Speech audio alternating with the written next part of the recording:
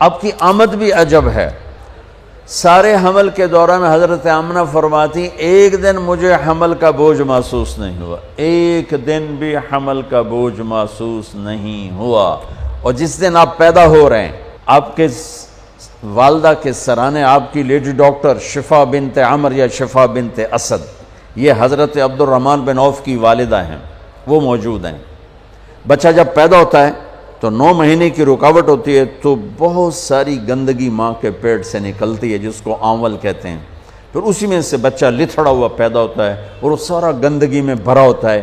پھر اس کو پکڑ کے دھوتے ہیں، نہلاتے ہیں، صاف کرتے ہیں، پھر ماں کو صاف کرتے ہیں۔ لیکن میں قربان جو محمد مصطفیٰ کی پاکیزگی پر، طہارت پر، آپ پیدا ہوئے ایک قطرہ ماں کے پیٹ سے باہر نہیں نکلا گندگی کا، اور آپ پیدا ہوئے نہلائے ہوئے، آپ کو باہر نہیں نہلایا گیا، آپ پیدا ہی نہائے ہوئے آئے۔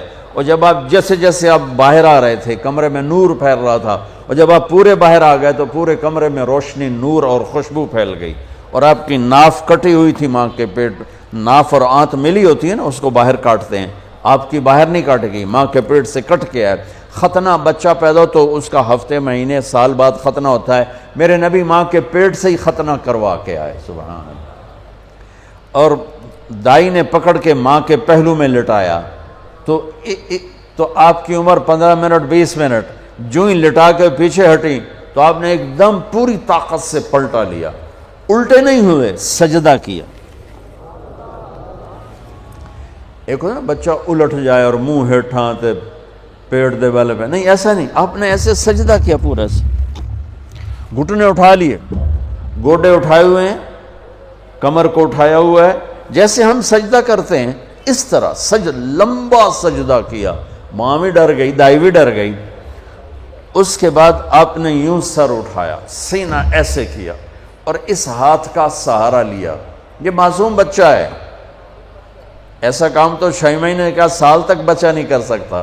آپ نے اس ہاتھ پہ آسرا دیا اور یوں چھاتی کو اٹھایا اور سیدھا ہاتھ اوپر کیا اور انگلی کو یوں اٹھایا تو سارے چاروں طرف نور ہی نور پھیل گیا، اور پھر آپ یوں گرے اور وہی معصوم بچہ۔ میں کہا کرتا ہوں میرے نبی نے آتے ہی پیغام دیا، اے میری امت، فیصل آباد نماز لے کر آؤں گا، چھوڑنا نہیں۔ اور بڑے درد کی بات ہے 90% میرے نبی کی امت نماز چھوڑ گئے، 100 میں کوئی 10-12 پڑھتے ہیں، ورنہ کیا عورتیں کیا مرد نماز چھوڑ گئے۔ اور آپ نے آتے ہی سجدہ کیا تو ماں نے اٹھا کے گود میں لے لیا۔ بھئی کی چکر ہے، ڈر بھی ہے تھوڑا اور حیرت بھی ہے کہ یہ کیا ہو رہا ہے۔ گود میں لے لیا، گود میں لیا تو ایک دم گھر کی چھت پھٹی اور ایک بادل اندر آ گیا۔ بادل کیا تھا؟ یہ جو ہماری سردیوں میں دھند ہوتی ہے نا، 2 فٹ تے نظر نہیں مطلب کیش ہے، اس کو عربی میں غمام کہتے ہیں، جسے ہم یہاں فوگ کہتے ہیں، فوگ یا دھند یا کوہر۔ تو وہ پورے کمرے میں پھیل گئی اور میرے نبی نظر نہیں آ رہے، ماں کی گود میں نظر نہیں آ رہے، اور دھند میں سے آواز آئی۔ کیا آواز آئی؟ طوفوا بہ مشارق الارض و مغاربہا، اس بچے کو مشرق، مغرب، شمال، جنوب میں پھرا دو، لیعرفوا باسمہ و نعتہ و صورتہ، اور ساری دنیا کو اس کی پہچان کرا دو اور بتا دو، ان کے پیچھے جو چلے گا وہ کامیاب ہوگا، باقی سب ناکام ہو جائیں گے۔ سبحان اللہ۔ وہاں نسب نہیں چلتا، وہاں غلامی رسول چلتی ہے۔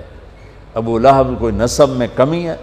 قریشی، عرب، ہاشمی، چاچا۔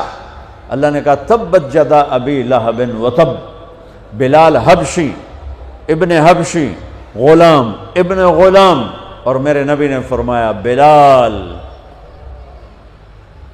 میں میدان محشر میں چلوں گا براق پر اور دنیا چلے گی پیدل، اور بلال میرے آگے سرخ اونٹنی پہ سوار ہو کے چلے گا۔ اور جب میدان حشر میں پہنچیں گے تو بلال اونٹنی پہ کھڑے ہو کے اذان دے گا۔ جب میں جنت میں جاؤں گا تو میری اونٹنی کی رسی بلال کے ہاتھ میں ہوگی جو پکڑ کے میرے ساتھ چلے گا۔